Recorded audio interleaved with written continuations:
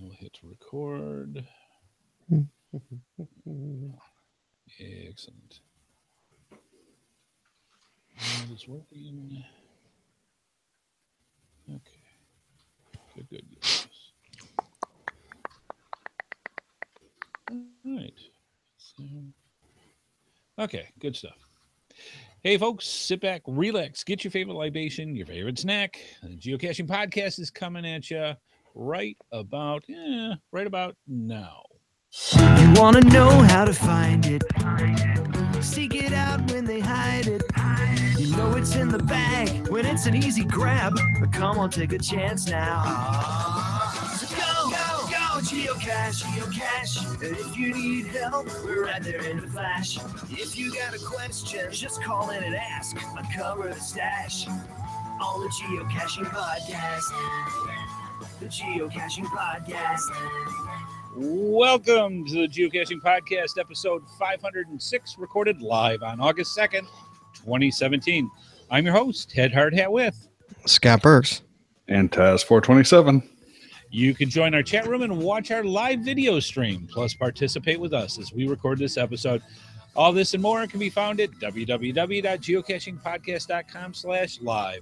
Be sure to contact us via our voicemail line at 630-31-VOICE. And also find us on Twitter at geocachingpodcast.com/Twitter and Facebook at geocachingpodcast.com/Facebook. This episode is sponsored by our good patrons of the Geocaching Podcast. To become a contributing patron, simply click on our Patreon or PayPal logos on our website to help keep our podcast going. From all of us at the Geocaching Podcast, we thank you. Well, hey, folks, how's it going? Hello. Hot. Hot? I think we're at something like 9 or 10 days straight of 100 plus temps now. I think we're Wow. We're over 30 days for the year. So you've officially moved to hell. Yes. 30 days of 100 plus degrees. Wow. So far this year. That's rough, man. I mean, it's been hot here, but we get the hot and we get the wet hot. He gets the dry hot. Yeah, I get Right. I get 80s hot. Yeah, it's just hot. So it's supposed to be down to the highs of 95 over the weekend, which is like, woohoo! Yeah, I when think it's cool. It's for like 50 tomorrow, I think. Is it really? I think so. Yeah, it's supposed to be like really cold tomorrow. Yeah, 50 degrees. I wouldn't even know what that is right now. I know. After 80s for weeks, yeah, it's gonna feel like 20. Yeah, because it's been 90s here. And I mean, I go to work in shorts and flip flops. I don't have to wear jeans tomorrow. I'm not happy about it. Yeah, it's pretty crazy, and we just dodged our first potential hurricane coming through. That one flew over Florida, dissipated, and turned into a low and went off into the great beyond. But it's there; it's season, so you never know when the hurricanes will be a coming. It's summertime, hitting August. All part of it. Let's see. Geocaching wise, went out today is actually wife Amy and my 40th wedding anniversary. I keep 40th. I don't think it's your 40th. Well, actually, she says when people ask, well, how long have you guys been married? I actually say 30 years. And they go, oh, 30 years. Wow, that's great. It's 4. It's our 4th wedding anniversary. And of course, we do what we always do because it started with the 31 days of August way back when. We go out to find a couple of geocaches on our wedding anniversary. It's a tradition. So it started off on the day we got married, and we've been doing it ever since. So we went out today and got a couple of geocaches, and it was a lot of fun. We like doing stuff like that. Nice. Yep. Yeah, so that's good. Well, happy anniversary. Well, thank you. But yeah, it's funny when I sit there and say 30 years, and people go, oh, 30 years. That's amazing. That's like forever. It's like, how old was she when she got married? We love each other.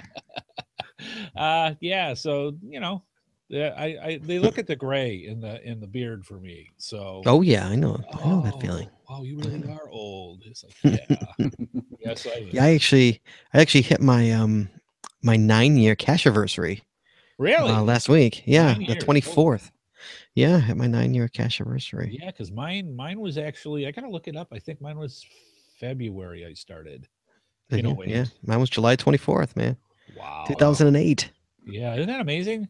Yeah, I'm going on year 10. Yeah, jeez. Isn't that crazy? A few more years ago. Yeah. So started in 2010. Wow. Oh, so you're getting there too. You're up there. Oh, yeah. It was the week after the 10-10-10 celebration. Oh, jeez. So you didn't get the icon, huh? No, I didn't get that icon. Wow. Sucks. All right, so Miss Sarah joins us. Are you still there, hon? What are you doing? Yeah, I'm here. Can you hear me? Yes, we can. Yep. Okay, I don't know if you can see me. I'm having to do this through mobile, so I'm going to sound like a demented Dalek, so I really apologize. Oh, demented Daleks. That's always fun. But yeah, so Scott, how about yourself? You know, I laughed. Time Lord. I literally laughed when I saw your announcement on Facebook. You like that? I laughed. Go ahead, So tell what- the folks what happened. What Andy's laughing about is we got off the show and I'm like, he's like, did you get it? I'm like, no, last week for the 102 FTF months in a row. The next night I got it. I mean, just by the skin of my teeth, I got it. So yeah. And I got another one the next night after that too. Yeah. So I actually got 2 FTFs. And then Wow. so get this. For this month? So no, I haven't done August yet. August yet, no, but July is done. So I got up to 102 months in a row. Wow. So Jesse and I went out last weekend. We went out caching on Sunday. Beautiful day. And we got about 12, 13 caches. We went to a woods that I haven't been in years, but I cleared a long time ago, but I'm back in my old neighborhood. So it's repopulated. So it's totally repopulated. We got 11 caches, 12 caches that I hadn't gotten yet. And Jesse got like 14. I think she got 2 I already had. And the funny part is all 12 of them were micros. Really? In the All of them. woods? In the woods. I'm talking about a bison, camouflaged bison. Camouflaged bison in the woods. Oh. Those are fun. Just making you work. The only regular we got was one that was over 6 years old and was dedicated to Shane, was put out when Shane was born. Right. Jesse wanted to get it. That's the only one that was not a micro. Wow. That's how sad is it? I'm like, this is what it's come to? Yeah, What is it? unfortunately, I think in most Bisons in the cases woods? we've seen that. It's been a while since Daryl pulled out the trends of how things have gone smaller and smaller over the years. It's been quite a while since we actually did that. I've got full reference to Project GSEC. I should see exactly how bad it's been. Oh, it's just it was getting so frustrating. I mean, no one looks looking for a bison in the woods, let alone with like bad cords. It's like, come on, man. Is it that hard to put a freaking lock and lock down? Yeah, no kidding. Yeah, I'm getting excited finding. Yeah, I'm getting excited finding 3-inch by 4-inch lock and locks and stuff. It's like, ooh, that's a good size. Might actually have something in it. Yeah, it was horrible. Yay, I mean, 100 mil sustainers, yes. Yeah, it was pretty bad. I mean, it was, like that's what this game has come to. Where it's like, it's micros in the woods. It's like, come on, man. Nobody wants to hunt a micro in the woods. Nobody. Yeah, my kids would be so pissed at me if I took them out there. Yeah, and it's like, don't tell me it's because of the challenge. It's because you're too damn lazy to go out there and put out a decent geocache. Right. And if you're gonna hide a micro in the woods, first of all, F you. Second of all, don't freaking camouflage it. It doesn't need to have camo tape on it. Yeah. Leave it orange. Leave it purple. Yeah. My 2 micros in the woods are bright red bison tubes. Yeah. Yes. So for anyone that's going out there and looking at them. Yeah, totally unnecessary. Totally. But it was a beautiful day. I loved being in those woods. It was great to be back in the woods again. Me and Jesse haven't been in the woods in forever. So it was great to be back in the woods. And we got, believe it or not, West Bend coming up next weekend. Wow. So excited to go to West Bend. Yeah. So that snuck up on us. We're like, Jesse's like, it's next weekend. I'm like, So I think my recent hides have been micros, but I can promise you that none of them were in the woods, and none of the places was there anything bigger that I could have put there. And I have seen some incredibly cool and camouflaged, well done micros, like in urban settings and things. I have seen some really, really cool stuff. I just don't want to see it in the woods. No. I don't want to be traveling around and trying to look for that glint of shininess because the sun hopefully hits it just right. Oh, I want an ammo can. I want an ammo can. I want an ammo can. Yeah. Give me I don't even need an ammo can. Give me Large you pocket can get the 21st century ammo cans, the plastic ones, for $6 at like Menards. Come on, man. Yeah. There's no excuse. Yeah. Absolutely. So Harbor Freight has ammo cans on sale right now for $12.99. There you go. Mhm. I literally go to a army place known as GI Joe's, and you can still shocking. Yes, I know. Go figure. And you can still get the ammo cans for $6. Oh, real ammo cans? Wow. Yeah. Nice. So I mean, it's the small ones, but it's still an ammo can. Yeah. Nice. Nice waterproof. Oh yeah. Yep. Great way. Well, here, I'll show you really quickly. I'm gonna run out to my garage. I'll show you how good ammo cans are. Yeah. So, Taz, right, you Jack, tell us go about ahead. tell us about your weekend. I'll be right back. Yep. Okay. So I may have put some bugs in a cache and taken them back out, but I didn't sign any logs. But I got my points, so I got my little treasure piece. But I did want to. Yeah, arg. So I had to do it pirate style. But I do want to give a shout out to Traveling Geek for maintaining the first stage of my UV multi-cache for me. And another shout out to Zombie Cacher for the comments on the log of a puzzle here that I put out locally. That one definitely brought a smile to my face. Oh, excellent. Good. So Zombie Cacher is a listener. Traveling Geek needs to be a listener. Well, welcome to both of them. Thanks so much for everything you do. We do appreciate it. Yeah, cool stuff. Well, I was fairly lame last week. All I did was the 2 minimal ones, just enough to get me the souvenir. But week before that, I wimped out on. I think I've met my match caching. Really? Yeah, I mentioned to a friend at the social, I was planning on going, I'll come with you. And before I got back home after the social, she said, I've sorted out a friend's place to stay 2 hours up the road. Cool. That saved us a motel for the night. And she planned the route. I'd sort of suggested some areas, and we got just shy of 100 caches in a day, which, given it winter for us, Very nice. Wow. It's too dark to cache really after 5:30, and we didn't get started till 8ish. Yeah, wasn't too bad, and it's lots and lots of. We get Eclipse mint tins. They're sort of about inch and a half by 3 inches ish. And those are the sort of standard default micro, especially for throwdown caches, sort of beside a fence or at the base of a tree. So we got, I think it was 98 in total in the day. Wow. Wow, congrats. And we got the car stuck at one point because the pull off was a bit softer than we thought it was because there'd been an awful lot of rain. And we didn't have an LEO incident, but we did get approached by some of the locals on the quad bike who thought we looked dodgy. I mean, how dodgy can two middle-aged women look in the middle of the country? Wow. That's a great question. Honestly, we were just looking at the base of a fence post. Yeah. No, we had a good time. I got one for this week's total. I might get another couple because I've got to go to a meeting about hour and a half's drive up the road from Wellington on Saturday. So I'll pick up 3 that I can now know that are still in that area I've not found. I hope. Wow. And yeah, other than that, it's sort of been cruising on. But sorry for the phoning in via the mobile because, as I've explained to the other guys, it's interesting. I've got an idea for an earth cache in a couple of months' time, because it's Wellington. It rains a lot in winter, and there are landslips. I was hearing half your country. Isn't half your country like sliding into the ocean now? Only the bit just down it. Only the bit on the main road from where I live to where I work. So what's a 10-minute drive back home to nip back at the lunchtime has turned into. And I bought a monthly train pass to get into work rather than getting the bus. Wow. Mm.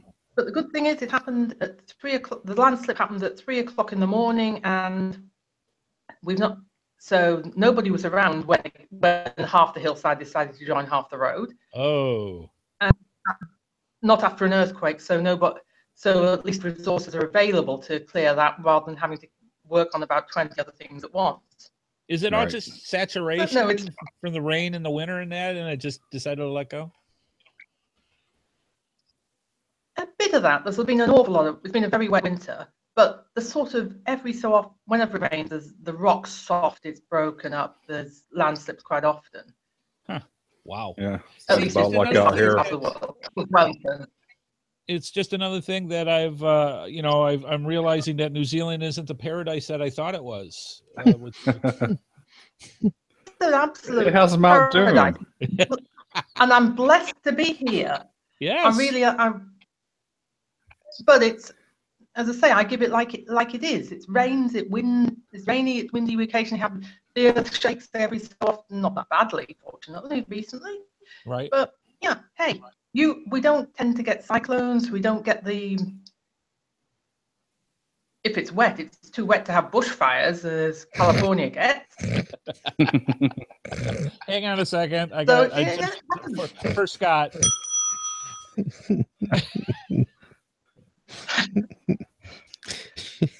It is so good to have Scott back. I'm just. Got your proper son. You've got red. So, anyways, I'm glad you're okay though. I'm glad it's all working, and I understand you've got a meeting you got to go to in about 15 minutes. Yeah, sure. There's a sort of user group demoing a bit more of one of our systems, and I'm sort of involved on the periphery of it. But it'd be kind of good to actually be there. Yeah, so it's kind of important. Yeah. Details. All right, sounds good. All right, let's move on. We got the podcast roundup, letting our viewers know what's going on in the geocaching podcasting community, and what's coming up this week on GeoGearheads is episode 292, puzzles 6, and they keep throwing those Roman numerals at me, and it's all of a sudden I gotta try to figure out what it is. Yeah, think about it. Yeah, join us as we learn about some of the tool for geocaching puzzles from Team Magic. So if you want to check out tomorrow on GeoGearheads. Also, if you please consider becoming a patron to our show, we greatly appreciate it. Sarah, by the way, I think we're coming up out on your speaker there. Just saying. Oh, sorry. That's all right. Go to our website for all the details. If you would, please consider clicking on our PayPal or Patreon logos, and we would greatly appreciate it if you can throw a couple bucks to us each month to help keep us going. We really do appreciate it. And for the new people that just joined in on it, thank you so much. We do appreciate it, and every penny counts. So thank you so much for that. Mm-hmm. Scott, you got your show notes? I do. Okay, I don't have a theme for the mailbag yet, but eventually I'm going to have to come up with something. But I got an emblem for it. I actually got a logo for the. Wait, hold on. Before we do that, hold on. I want to show you this. So yeah, I was talking about ammo cans and how amazing they are. So about a year ago, Jesse and I were in the woods, and I think we were looking for a puzzle cache. We didn't have the cords, so we were brute forcing it. I think, is that right, Jeff? We found this, right? We brute forcing a puzzle cache, thinking we know where it is. And I, of course, find an ammo can. I'm like, oh, hootie, found it. Open it up. It's not the cache, but it is an ammo can. And it's an ammo can. Hold on. Look at this thing. Completely rusted. Oh, wow. It's got a big old dent. I think it was in a fire. Sea or something? I think it was in a fire. The logbook was charred. Logbook was charred. Oh, my gosh. So it was they probably did a controlled burn. Yep. And obviously it got archived and the guy never came and got it. Look at this thing. I mean, it's melted there. Look at that. Wow. But you know what? It still totally works. Oh, yeah. Oh, yeah. Holy cow. Yeah, because you hear about that in North Carolina, too, every once in a while. It's like, well, they're burning off this land. It's like, oh, well, there goes two of mine. Yep. Yeah, it does happen. They'll do a control burn on an area, except for where Chad lives. The controlled burn just means it's on fire somewhere in the state. Yes. But yeah, I mean, it still works. Taking out one of my cases. I mean, it is totally rusted, but it works. Wow. Yeah, because totally usually rusted. The only thing that I've seen that really will completely destroy an ammo can is where you put it on an island by the ocean, where the seawater will get to it, and then it'll just eat it alive. I've seen where Caterpillar tracked what do you call them? Cranes and stuff have rolled over them. That will destroy one. I bet. Beyond that, there's not much that will destroy one. Right. Wow. Yeah, it's pretty amazing how durable they are. And well, yeah, they were made for holding ammo. Yeah, I mean, it survives a fire. I mean, yeah, I've got one tethered to the tree next to it's about elevation wise about 5 or 6 feet up above this pond. That when they get heavy rains, it'll be 5 or 6 feet below the water level. The water that's being held up like this, straight up, and then the creek will go back down, the ponds will settle back out, and that thing will be nice and dry inside. Wow. That's it's pretty incredible, All righty. Let's see. We'll move on to the GCPC mailbag. If you've got information that you want to present to us or comments, questions, anything, just send it to gcpcmailbag@gmail.com. We'd love hearing from you. And Scott, we've got something from Bronco Code. We do. From Bronco Cole. Says, I just wanted to share a couple of milestones that I hit on Sunday in a single find. I found my 9th state of oldest state caches. Wow. Of oldest state. So like 9th oldest, his 9th is 9th state for oldest cache in the state. That's what it is. I completed the Jasmer. Well done. Congrats. Found number 3000 at GC9FF, Alvin's phone line. It was an epic accomplishment. Yeah, that is. Way to go. 3 and 1. Way to go, man. There you go. Congrats. Excellent. Yeah, that's impressive. Thank you, Bronco Cole. Well done. Good stuff. We also have, and I do have the sound burst for this. So let me push this little button over here, right about there. The news. So in the news, we got our 3rd message in a bottle. It was sent out on Monday, July 31st. Collect 35 gold coins to earn the 3rd map piece souvenir. You're over halfway through your journey to find the lost treasure left behind by Captain Mary Hyde. Don't forget to log your finds from last week in order to earn the 2nd piece of the treasure map. If you haven't done it, it's too late. And prepare you. I just realized that as I'm reading it. And prepare your crew for the next challenge. If you're ready to earn the next piece of the map, then you're encouraged to download the geocaching app for the week. Multi-caches have been unbarred. Unbarred? Yeah, they're no longer allowed to do any kind of legal action. Oh, so they didn't show up if you weren't a premium member. Right, is that correct? Right. Sorry, guys, I've just been waved at, so I'm going to have to go. Have a great week. Right. Have a good one. All right, see you. Okay, so that makes sense now. Now all can access these caches at large. So gather your crew and get ready to go this week, July 31st through August 6th. Work with your crew to collect 35 gold coins on the Friends League and earn the next map piece souvenir. Yeah, we actually my other map piece showed up again at like 6 o'clock in the evening. For I got it yesterday. You got it yesterday? I got it yesterday. I think I got it. No, maybe today. Maybe it was today. I got it 2 hours earlier than I did last time. I got it today. I got it. Maybe it was today. All right, it's got to be today because that's when Wednesdays are when they put it out here. I'm going to put it up for the people that want to see it. All right, quick crew check. I got 1,200. Oh, who could beat 1,200? I think I can beat it. All right, so this is what it looks like. This is what came in the 2nd piece. Yeah, that looks about right. With it, and it's Mexico through Central America. It looks like somewhere along the Guatemala Mexico border. Right, and the interesting thing is right here, it's got another starting point. So it's not like it's pieces of one and matching the other. This is actually another starting point. So this is actually the first piece is the upper left-hand corner. The 2nd piece is the lower left-hand corner. And I actually tried. I had about 10 minutes, so I didn't get a chance to really play with it. I'll tell you right now, the 2 map pieces do not align. There's 2 things with it that one's a little askewed one way, one's askewed the other way. And even if where they are, it still doesn't match correctly. So we probably won't get it figured out until we get the 4th map piece. Right. Yeah. There's who could beat 1,200? Okay, let me bring mine up. Let's see what you got. Ooh, look at Nandy. 46. Yeah. Look at doing his job. Well done. All right. Here's for the week right now, my team's at 431. Okay. Oh, look at Andy. I'm at a big fat 0 for the week. Are you really? Oh, come on. Even I'm helping. I'm helping. I got my 10. I'll help. I've got an event on the weekend, and I plan on hitting some caches. I've got 30. Yeah. Really helping. Yep, good stuff. All part of the fun. And Andy's beating me by a lot. Yeah, Andy's totally beating me. Well, it's Foxtrot. Good Lord, 780. Yeah. Some of them are kind of slacking off a little bit, so I'm just saying. Jesus.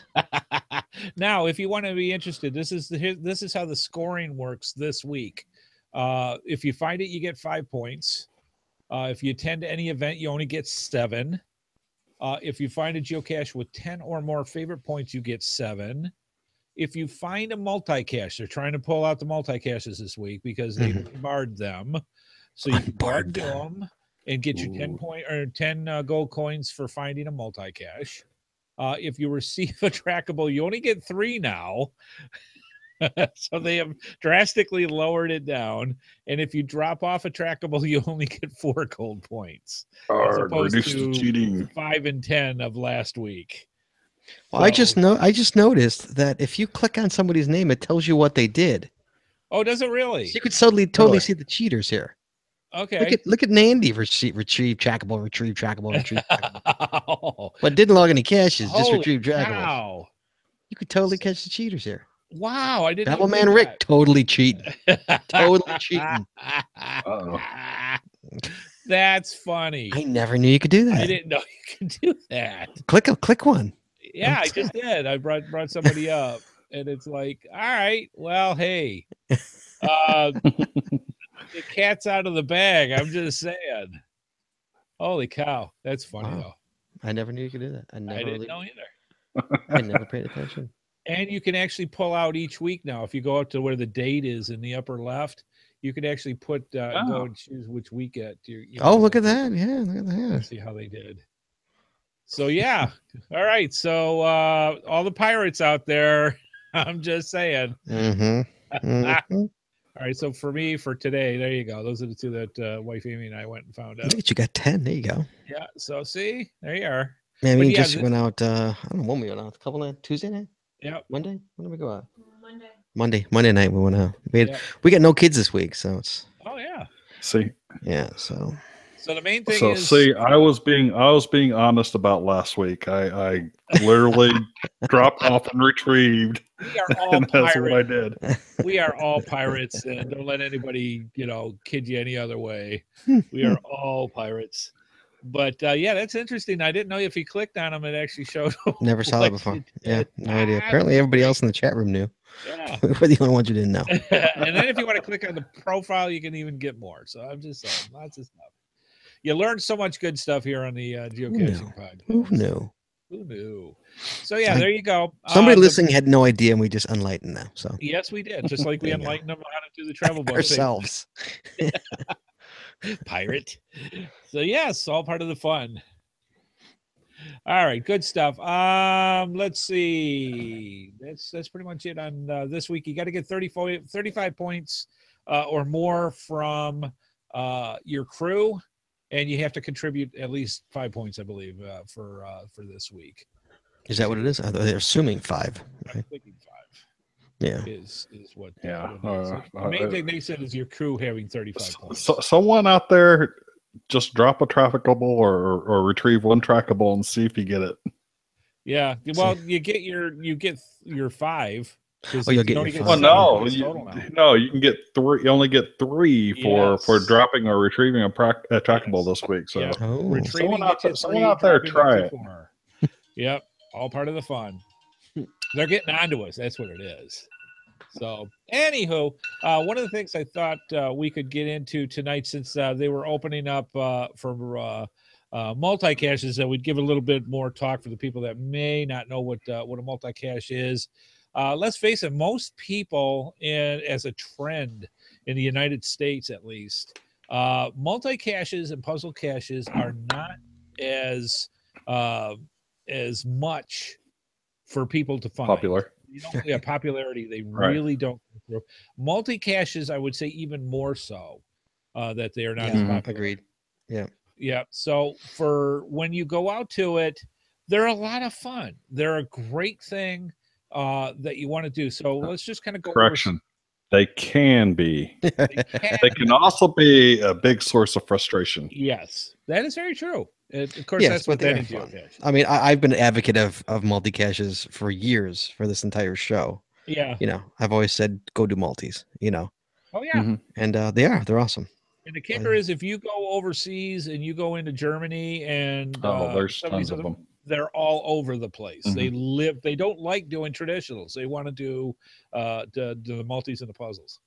So it's all depending on where you live, really, for stuff like that. So basically, what is a multi-cache? These geocaches involve 2 or more locations, or what we call waypoints, with the final location usually being a physical container with a logbook inside. There are many variations, but typically once you're at the first stage, you'll receive a clue to the whereabouts of where the second one is, and then the second stage will take you to third, and so on. So you're on a journey. And I think one of the things that you really have to realize when you're doing a multi-cache is that you are going on a journey. It's going to take you to 1 or 2 or more places to go, and you're on an adventure. So I would treat it as such, and just go and have a good time with it. Now, some of the other things that people say is, well, what's the difference between a multi-cache and what's the difference between a multi-cache and a puzzle cache? The main thing that you want to keep in mind with something like that is the puzzle cache is kind of a catch-all for anything that doesn't fit under any of the other descriptions. If it doesn't fit exactly right, it automatically becomes a puzzle cache. So it's technically it's called a mystery cache, although it's quite often used as puzzles. Yeah. And some of them have multiple waypoints. So that's where where people start getting confused with it. The main thing that you want to keep in mind with that, let's see, you can do different kind of puzzle caches, like the GeoArt. A lot of times are a set of puzzle caches, because the container for a multi-cache or a puzzle cache does not have to be where the icon shows up on the map. And that's one of the things people go, they'll especially people that are new with geocaching, they'll go through and they're like, well, I went to the location and it's not there. The location's in the middle of the river. I couldn't find it. Yeah, that's the hardest part, is determining, I've done many multis that should have been puzzles and many puzzles that should have been multis. Yes. Absolutely. So for the newbies, that's the hardest part, is figuring out which is which. Yeah. And a lot of them go ahead. Read the cache page. Yes. Yes, read the cache page. The cache page. When it says on big, bold, red letters, the cache is not at the given coordinates. Yes. That's a clue. That's a clue, yes. Absolutely. Yeah, and it can be as obvious as that, but if you don't look, you're not going to know. Yes. Pros and cons about multis. The main thing is, again, you're going on an adventure. Ones that'll turn people off more than anything about multis is, well, I'm going to all these places, but I'm only getting one smiley. Okay. If that's bugs you, then don't do multi-caches. If you it's not about the numbers. It's not about the numbers. It's the adventure that you're put on to go and do that. Unfortunately, that's just the way it works. Yeah. I mean, Jesse put out a multi where we used to live. It was a quick 2-stage multi. Quick. I mean, it got hit, I think, 4 times in 3 years. People just. That was it. I mean, and one of those was me. Yeah. And here's the funny thing is that probably about 800 feet away is another cache that she put out. That cache gets hit all the time. Yeah. But the multi, no. Yeah. No. I put out a simple puzzle cache, and all it was a 2-inch PVC piece of pipe that was maybe 3 feet long, and it had the bottom was sealed off. The top had it was the cover to the top of the tube that had an elbow. that all you did is take the elbow off. And the idea was very simple. All you had to do is stick something down into the tube and pull out the bison tube. Come up with your own creative way of how you want to do that. Same as what Scott said, 6 people touched it and it's right there. Yep. It was it's like 3 feet up. The top's probably about at the 5-foot range. So you kind of had to figure out a way to get down into the tube, and that 5 people looked at the thing, and it's like, wow, really? Yeah. I mean, granted, you've got people like Jesse behind me who loves puzzle caches, loves to solve them, and but not everybody. That's very far and few in between. She's a rarity that people who love to do that. I mean, I benefit from it because I go with her and I just log it. But that's a rarity. Most people don't do that. Most people don't want to hate the puzzles, or get the course from somebody else. Do we have any ideas of what makes a decent multi-cache? What are the things that really draws people to want to do it? It's got high enough favorites. Yeah, but it's got to earn that favorites. How do you earn that favorite? Yeah, agreed. But right. The one that's attracted the most for me is my UV cache. And so, it had kind of a hook, and people are specifically going out to look for the UV cache because there's a challenge that you need to, one of the attributes that you need to get in order to solve that, to get that challenge is a UV cache. And there were no UV caches within about 50 miles of it. So, So I was like, I'm putting this sucker out here. Yeah, I like the spy aspect of UV caches. It's just fun to be able to go. For me, a lot of them, it's points of interest. If they can sit there, if somebody's just dropping a waypoint because that's where they want to put the waypoint, not so much fun. If it's putting me to a point of interest, I mean, I've gone on multi caches that were tours that would sit there and take you from place to place. And there's a really good one here in Durham, North Carolina, because over time, there are so many different styles of architecture of the business buildings downtown, and to sit there and go through, and they literally made it so that you could go through it and learn about a little bit of each one as you're going from waypoint to waypoint. Loved it. Absolutely loved the tour. Yeah. No, it's we have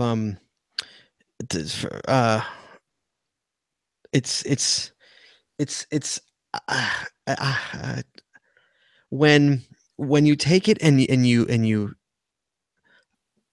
what am I trying to say here? I think the biggest problem with people have, I mean, not me, I love multis, I'll do a multi any day of the week. I think a lot of the problems is that, like, for me, if it's more than 3 stages, I'm like, and let me tell you why. It's not because I don't mind doing 6 stages. I've done 15 stage multis. The problem is that you get to stage 9 and it's gone. Or like, so if I know that it's all looking at a sign or something like that to get to the next stage, if it's all virtual information, I know it's there, like, but when it's all like, you're worried about, it's a bison hanging somewhere, like, it could be gone. And it's nothing more frustrating than doing like a 9-stage multi and like stage 7 is missing. I've done it. I've been there, it's very frustrating, and then you wonder why nobody hunts the damn thing, So I think keeping it really low. I mean, I don't think it even has to be that high. Keeping it low, unless it's like Andy says, unless it's a tour of something. Keeping it low is a smart thing. 2 or 3 stages. I've had one in particular that we did earlier in the year where you had to drive almost 12 miles to get to the next stage. Oh yeah. Oh, I've had more than that. I've had 20 plus. Yeah. So I mean, it's not like it's every 600 feet that you got a new waypoint. Sometimes you got to do some traveling. The cool thing was and if you're going to put on a multi-cache, I highly recommend this. You put in the description of the geocache, you're going to be going on a drive for this number of miles. Or you say how many stages it is. Or tell how many stages. 3-stage multi. Absolutely. One of the coolest ones out there is the necropolis of Victoria Manor 3 out in Texas. Texas. Yeah. And it's in Austin, and you probably put a good 30 miles on your car doing it, but it's one of the highest favorited multis. out there, and it is constantly being done because it's so popular. Mm-hmm. Yeah, but it takes you to a lot of great places. Oh, yeah. Two Wombles in the chat room wrote, there's a multi here in New Zealand that runs from Wellington to Auckland. So one end to the other for when it comes to there's one here in the north suburbs of Chicago that takes, it's about 12 to 15 stages. I can't remember. I did it 8 years ago. Yeah. And it takes you from the suburbs to Chicago, to the suburbs to Chicago, to the suburbs to Chicago. Back and forth and back. It's so irritating. And then the worst part is at one point, somewhere in the middle stages, it takes you to a mall parking lot, and one of the stages is a lamp skirt, Then you got to go to Cabrini Green, which was one of the worst parts of Chicago. Then it takes you back to the goddamn same parking lot, the next one over. Oh. Yeah, the next one over. You're like, you got to be kidding me. You got to be kidding me. Yeah, it's nuts with how people do it. And you really have to, if you're planning this out, run through it yourself when you do the testing to make sure what you're doing with this. Get a couple of beta testers. Get a couple of beta testers and a couple buddies. Keep what they say. And if it's like, are you freaking kidding me? Then you may know that this may not be the best way to do your multi. Mm-hmm. But here another great multi I did, and I could have put a couple on the list here. Sure. Another great multi I did. It was called the Not Far East series. It's going again North Shore, and what it is, it's about 15-mile bike ride, and on all the first stages are going north. So boom, boom, boom, boom, boom, and on the way back, you get the second stage on the way there, and on the way back, you turn around, and then you hit all the second stages on the way back. Oh yeah, that makes sense. You understand? Yeah. So it's kind of nice because, you take a 30-mile bike ride and you get 15 caches out of it, and Yeah, now see, that's sweet. I like that. Yeah. By the way, I apologize. Necropolis of Britannia Manor 3 is actually a puzzle cache, but it plays out like a multi, 7 or 8 stage multi. Yeah. Looking up, so why is it a puzzle? Because that's what Lord British did. If Lord British says it's a puzzle, by God, it's a puzzle. Lord British doesn't know the difference between a multi and a puzzle. Yeah. That's Richard Garriott, who is a software developer, game developer. Yes. So he's also the one that put the travel bug up on the ISS space station. Wasn't it him that also put the one down by the volcanic vent, like a mile down in the ocean? Mm-hmm. Yeah. Yep. When you got money and you want to do a hobby, I'm just saying. Exactly. Just piss everybody in the hobby off. I mean, the only other person that could get it is James Cameron. So for crying out loud. Right? The one that I actually put out, it's been archived over time because of the exact reason that Scott said. The waypoints kept getting missing. They'll do it. Yeah. It was a 10-mile drive. Very scenic area that one of the cool roads back here, and it literally took you, the final was an old water well that went down, and I had about 30 feet of rope, and you literally come up, the well comes up about chest high, and I got this heavy duty rope and tied an ammo can and put it in there, and people loved it. They thought it was great because you didn't see down where the thing was. You had to pull the rope up to get to it. And nice. Neat stuff. Cool things like that. That's the kind of stuff. At least don't sit there, and I'll tell you this right now, nothing will drive people more crazy than if you put them on a 5-stage multi and the last thing they're finding is a bison tube in a tree. Oh God, no, that's irritating. Yeah, I agree. Absolutely. Yeah, I did one. It's archived now. I think it was, what was it called? It was based on Lost, the old TV show Lost.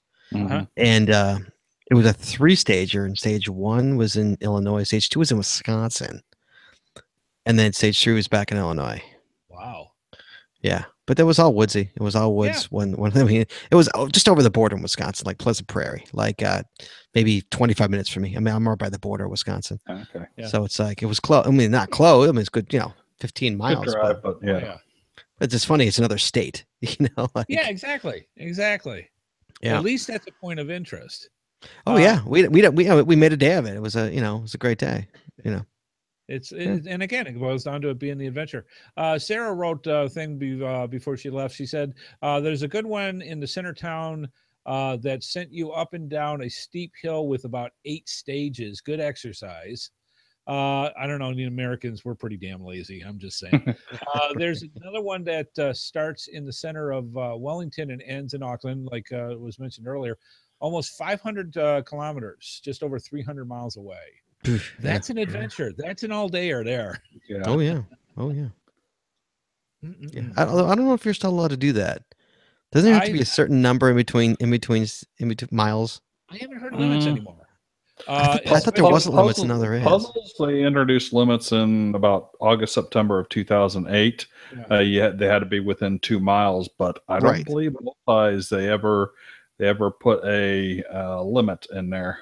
Yeah, because you're supposed to have the information effectively, or be able to solve the information effectively at each stage for the next stage. While a puzzle, it could be anywhere, and there were people that were quite literally putting it on the what's that focal point on the opposite side of the Earth. Oh, really? Saying the cache is through the center of the Earth. Right.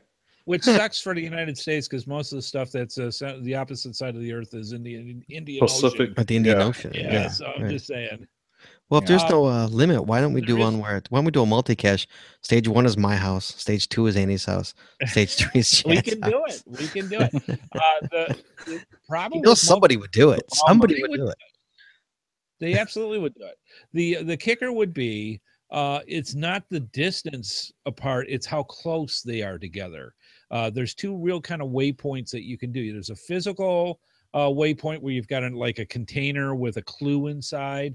And then you've got the virtual ones, which are more like your signs and things like that. You still have to, if it's a physical container, you still have to follow the 600-foot law when it comes to containers. Right. Yeah. Yep. And a lot of people don't realize that. And one of the things that pops in all the time, because the waypoints are not showing up on geocaching maps. So that's why you found the perfect spot to put your traditional geocache. And then the reviewer says, well, I'm sorry, you're too close to another geocache, meaning even a waypoint. But I don't see anything that is here. Guess what? It still counts. Oh yeah. Been there. Yep. Sure. That will drive you crazy. And some of the interesting ways that you have to get around to find the waypoints is literally to go and do the multis that are in the area that you're putting your geocache. Yep. Oh yeah. And there was a multi in a park by in a preserve over here. They just archived it. It burned the whole park. Oh. They burned the entire park. Oh, I hate dude, you killed the whole Yeah. Even with a 12-stage multi and burn the whole park. Yeah, small. The smaller parks where you can actually, if you place the geocaches right, you can get 2 or 3. Oh yeah, to place them right. Yeah, and somebody puts it right damn in the middle of the thing, and it's just kills it for everybody. Yeah, absolutely. A little thought into it is going. Now, one of the things, also, and Scott does this all the time, that I thought was a great thing to discuss, is when you were talking about forcing a waypoint. There's a technique when it comes to where you don't necessarily it's the infamous I've come up to waypoint 5 and it's not there. How do I get to the next waypoint without giving up? Right. Yeah. What's some of the techniques that you really do to kind of figure out how to get to the next stage, even though you don't have physical proof? Well, it depends. It depends what it is. I mean, I'm more puzzling than multis. Puzzling is a lot easier than a multi, because a multi could be anywhere. Where a puzzle, you have a 2-mile radius and you read what they write, and or you read what people say. And I've found many that way. Many. I mean, we brute force a ton. Brute force, just from reading. I've brute forced an FTF. You see it if you see a power trail, then you got you got 1,050 feet gap and a tree right in the middle. You're like, right. Yeah, that's a puzzle. Where's that puzzle? Let's look at this one. Okay, I'm gonna go solve that. Yeah, that's where that is. Yep. I once brute forced a not a puzzle. It was a what's one when they tell you a story? What's that? Where I go. Where I go. Yeah, I once. Is it Where I Go? Yeah. With the cartridge and you. No, not the cartridge. No. A letterbox. Ah, okay. I once brute forced a letterbox just because I knew where it started, and then in my head, because I knew the preserve so well, I could tell where they were going and where they ended up. And sure enough, I went to that place, got the FTF. Oh yeah. Yeah, it's amazing how you can use the logic skills to thinking. Some people call it cheating. Some people how is it cheating? It's aggressive thinking when it comes. No, to cheating would be if I logged it here, sitting at my computer. That's cheating. Yes. I mean, I have a few FTFs where I've had to brute force find it because the cacher misinput the coordinates. Yes. And we did it as a group of 7 that had been out in Houston for a week and it hadn't been found. I was like, okay, these people obviously didn't put it in the right place. We went out as a group of 7 of us, and it took us about 30 minutes, and we found it. I want to say it was around 800 feet off. Wow, 800. I've had a couple of those where it's almost. This is in the woods, 800 feet off in the woods. Oh, yeah. Was it a micro? It wasn't a micro. It was an ammo can. All right. See, okay, that's a little easier to find. All right. Yeah. But my record's like 600 feet off. All right. That's my record. And that the only reason we found it is because he said the hint was like next to something metal, and like we're like, there's nothing metal here, but there's something metal way over there, and so this was called Under the Pines. So we were looking at every pine tree that we could find. There you go. And sometimes it takes that. It really does. It just takes the logical thinking to figure it out, or reading the logs. If you read the logs, sometimes people put little clues in there that it's like, aha. Yeah. It's kind of hard when you're trying to FTF it. Oh, that is true. That is true. Yeah, but a lot of time, me and Jesse have found them. Me and Jesse have brute forced by like just saying, okay, you see the woods, you see caches all here, but you see this one open spot. Yep. It's got to be there. There's got to be something there. Yeah. Something there. Yeah. And the funny part for me, not, I'm putting something there. Yeah. The funny part for me is a lot of times that's where the letterbox is. That nobody knows because somebody found a great spot and put a letterbox. Found it. No, you didn't. Yeah. I mean, I know a lot of people in this area, they've dive bomb areas when they're looking for a cache. They can't find a hard puzzle cache, so they start dive bombing, which means they just start placing caches. Yeah. Because here, I don't know how you do it there, but if you don't, if you're too close to a cache, the reviewer will say, no, you're 300 feet northeast of a cache. You can't put it. Then wait, there's a cache 300 feet southwest of here. There you go. Thanks for the clue. I've only done that accidentally. Trying to put out a cache and it gets rejected. It's like, okay, I want to put this freaking cache out. Let me go figure out what the heck it is around here, and then go back solve it, and then or go find it. Mine won't hear. Mine will just sit there. Something's too close. You can't do it.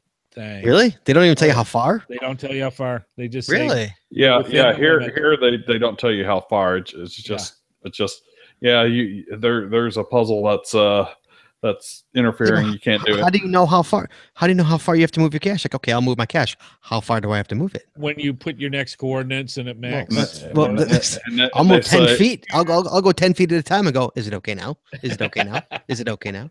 Is it okay now? Yeah, almost. It feels like that. It really does. Yeah, but dive bombing, so people would just place caches, and so you'd have like an influx of just really bad, BS caches, just because people are just dropping, dropping dive bombs. Wow.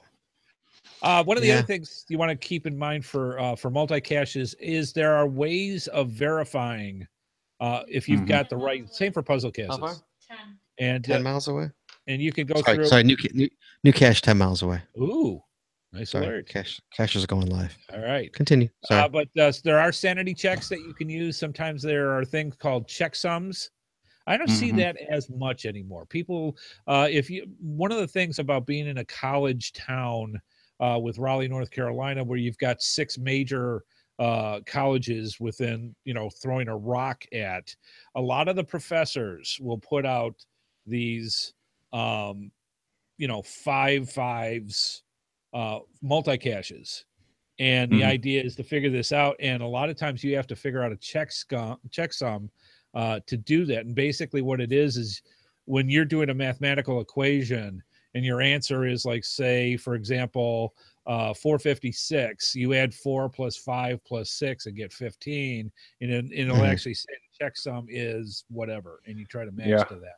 I noticed that there almost all the puzzles and multis in Asheville had checksums on them. Out here, very few have them, but they have a geochecker or something on there as well. Right, so. And there's not as many as there used to was. There's only a couple of geocheckers out anymore at all, really. A couple of them ended up getting hacked. But basically what a geochecker is a website that you go to. And basically you look up the geocache that you're trying to figure out. And it'll sit there and say, okay, what are the coordinates you think the final's at? And if you put the coordinates in and are correct, it'll say, yes, you got it. Congratulations. If you're not, it'll say, boo-hoo, you do not. And go from there. I'll tell you what, those are lifesavers, because there are so many times I've gone out to do a puzzle or a multi-cache and either juxtaposed my last 2 digits or figured something wrong in the equation. And what do you mean it's in the middle of the IHOP? That kind of thing. So it all boils down to that.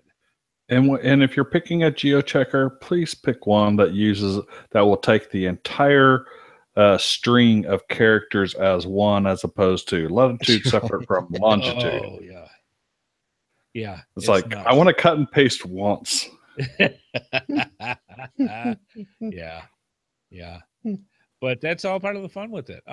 Finally, common sense. Most likely for multi-caches, neither of these options, the geochecker or the multi, will be used. So one is limited to using common sense. That is, of course, an inexact science, but a little logic can help eliminate obvious wrong answers. So again, like I said, if your final is in the middle of a river or a pond or whatever, you did something wrong. When it comes to trying to figure out from one waypoint to the next. So just likely, although I have found some where it's solved in the middle of a building and you had to go into the middle of the building into a stairwell to find the thing. Oh yeah. Yeah. Sure. Well, I've got one that's here at the very popular mall, and there's 5 levels to where so you sit there and you go to the top of the parking lot structure where it's at. All the other levels are below you. There's no way of telling you that it's 3rd level or 4th level. Oh no, we have those all the time. Oh yeah. That's a puzzle cache though. It's not really a multi. Yeah. There's a multi back where I used to live that the final solves the sitting, the coordinates are on top of a friggin' house. And you're like, how do I get there? and then you realize that there's a reference point that points to effectively the creek by a bridge. And once you go down there, you realize, oh, you've got to go up up the drainage tunnel a good 1,500 feet. Yeah. But a lot of stuff you can't even do anymore, though. I mean, like I did a puzzle one years ago that I think it's gone now. The puzzle was like walk into the mall and walk 600 steps. It was basically a letterbox, right? But the cache was in the mall. Oh, it was literally in the mall. It's amazing. Not to digress too much because we're running on time here, but they still haven't figured out the way yet to work it within malls or within areas to find geocaches. I thought I had one in the mall, but I had a letterbox that takes you around a mall, but then you have to go to the parking lot to get the cache. Right. Yeah. So it's interesting. I mean, I could see there's security and there's all this other stuff that you got to figure out for stuff like that. I just haven't seen where they haven't been able to come up with a a cool way of doing that type of stuff. Because let's face it, not necessarily AR kind of thinking with it, but if you can do it without having physical containers and still set waypoints, that you would can work do at it. an internal structure, that would be cool. Or maybe one stage of it in the mall. Yeah. I've done a where I go in a mall before, but it was a glass ceiling mall, so Right. you were able to get the signal. That's funny. All right. Yeah. So yeah, multi-caches can be a lot of fun, and like I said, go for the adventure. Don't sit there and go, well, I'm only getting one smiley. Go have some fun finding. Yeah, they're fun. They are. And you know what? The owner will really appreciate it because no one, trust me when I tell you, nobody ever hits their cache. Yeah. So hit their cache. It'll make their day. It will. Awesome stuff. All right, good stuff. Well, we want to thank Taz, and we want to thank Sarah, and we want to thank Scott for all the stuff that you do each and every week. And we want to thank you, fine folks, for subscribing to the Geocaching Podcast. And so we'll see what comes up next week with Captain Mary Hyde and the adventures that go on this week. The big pushes for multi-caches. At least they're thinking. You've got 7-8 items that you can do different things to get gold coins. Get your crew out there to get 35 or more, and make sure you do a contribution to your crew by finding geocache and going with that as well, so you can get the next souvenir. And if anybody has any clue on how these map pieces are supposed to go together, besides the stuff that I'm gonna, let us know. We would love to hear about what connected, because just out of the first 10-15 minutes of that, it's like, this isn't working. So just figure it out, and we love to hear from it. We'll go from there. Well, definitely the minutes, the degrees on the latitude and longitude aren't making sense. So I'm wondering, are you going to wind up adding those up? Something else in there. Yeah, but at least they're making it challenging. They're making it something. They're telling us exactly what to look for, and we're going, I don't get it. We might see something on the third one that at least kind of gives it away. But I'm betting we're going to have to wait till the fourth one before we get the aha moment. Yes. All right. Good. What is it? Is it for one more? Whatchamacallit? 2 more weeks to get 2 more pieces to right, but once you get with the 4 pieces, then you get the final. What is the final? I'm not sure. Nobody knows. Probably just the final piece. Didn't it happen with I think it's a final souvenir for getting all right? Get one more souvenir, kind of a thing. Yeah. You might have to go to a page, put in a code, put in coordinates. Who knows? Yeah. But there'll be something on there. We'll figure it out. Yeah.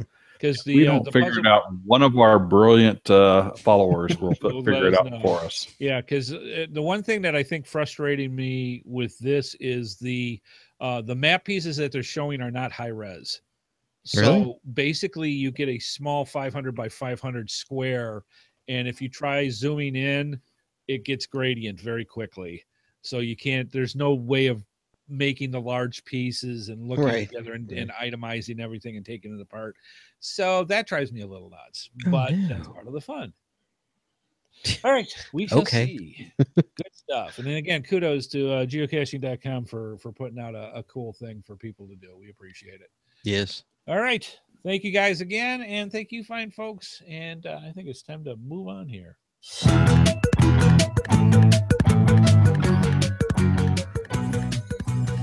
Thank you for subscribing to the Geocaching Podcast.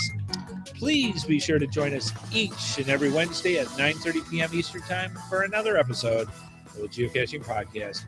Right here on the Geocaching Podcast website at www.geocachingpodcast.com/live. The video version of our show is available on YouTube, and the audio version is available on our home website, iTunes, Stitcher, Google Play, and many of your favorite podcatchers.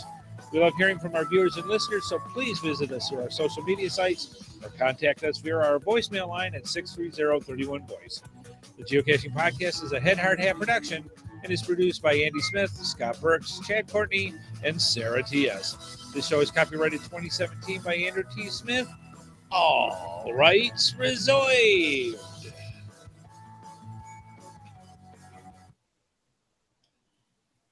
And clear. All right, guys. Thanks so much for stepping on by. We greatly appreciate it. And we will see you fine folks next week. Geocaching Podcast. Have a good one. Have a safe one. Keep hydrated out there, folks. Bye-bye.